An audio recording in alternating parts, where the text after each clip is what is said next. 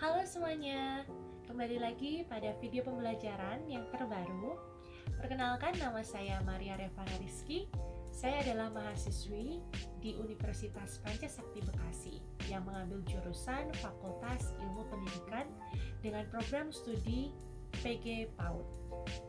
Di video pembelajaran kali ini saya mendapatkan tugas untuk mata kuliah PPKN, yaitu dengan dosen pengampu Ibu Fitrah Mulyanti MM, untuk membuat video pembelajaran mengenai topik hak asasi manusia.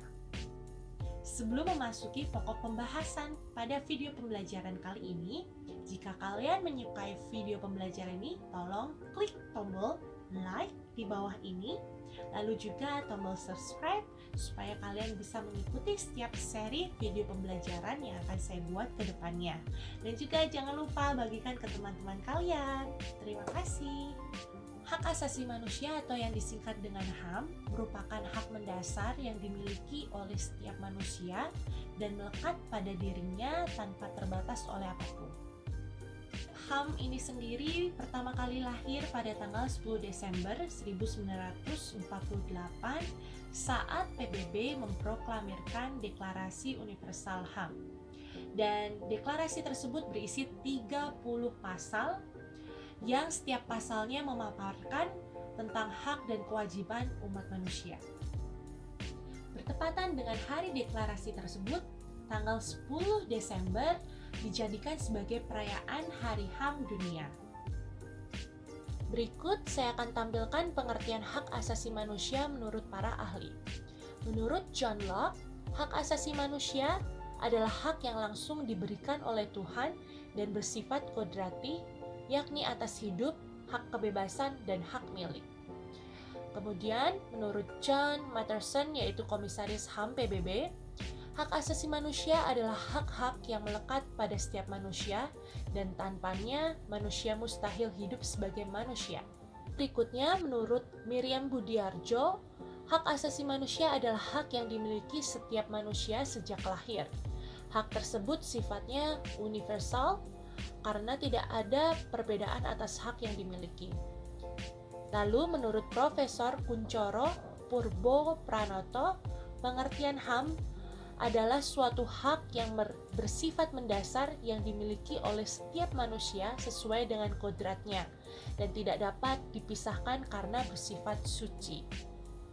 Pengertian HAM menurut Undang-Undang Dasar Nomor 39 Tahun 1999 adalah hak asasi manusia adalah hak-hak yang melekat pada setiap diri manusia sebagai makhluk ciptaan Tuhan Yang Maha Esa. Hak tersebut merupakan anugerah Tuhan yang wajib dihormati, dijunjung tinggi, dan dilindungi oleh negara, hukum, pemerintah, dan setiap orang. Lalu berikutnya adalah 4 ciri hak asasi manusia, yaitu 1. Hakiki, 2. Universal, 3. Tetap, lalu yang keempat adalah utuh. Berikut saya akan jelaskan jenis-jenis HAM dan contohnya. 1. Hak asasi pribadi atau yang disebut personal human rights adalah kebebasan berpendapat, kebebasan dalam berorganisasi, hak untuk memeluk dan menjalankan agama, hak kebebasan berpergian, berkunjung, serta berpindah-pindah tempat. Ada pula hak untuk tidak dipaksa dan disiksa, hak untuk hidup, berperilaku, tumbuh, dan berkembang.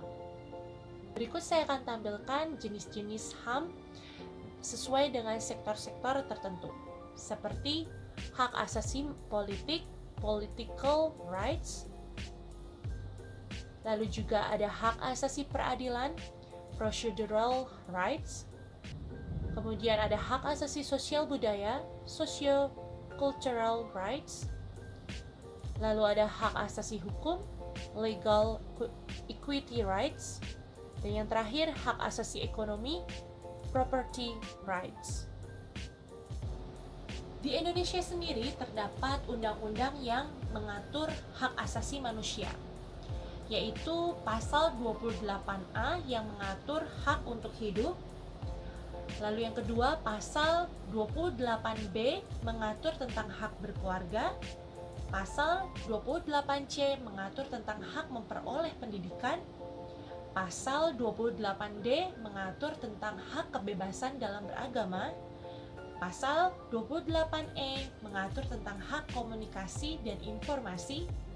Lalu yang terakhir, pasal 28G mengatur tentang hak kesejahteraan dan jaminan sosial. Demikian topik pembahasan mengenai hak asasi manusia yang bisa saya jelaskan dengan singkat di video pembelajaran kali ini.